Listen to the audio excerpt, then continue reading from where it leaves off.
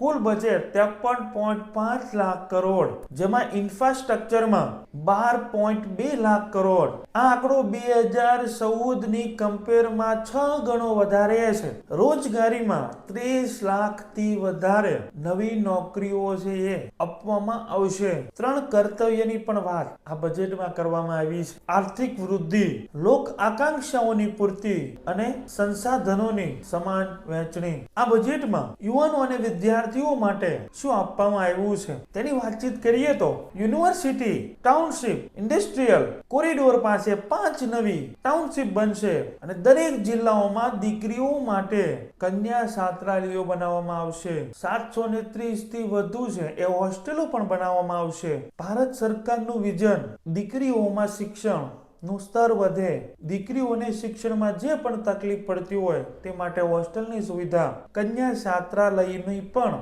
દરેક જિલ્લામાં બનાવવાની વાતચીત કરી છે. એવીજીસી સેક્ટર એનિમેશન અને ગેમિંગ ક્ષેત્રે 20 લાખથી વધુ 15,000 શાળાઓમાં ક્રિએટર લેબ્સ બનાવવામાં આવશે.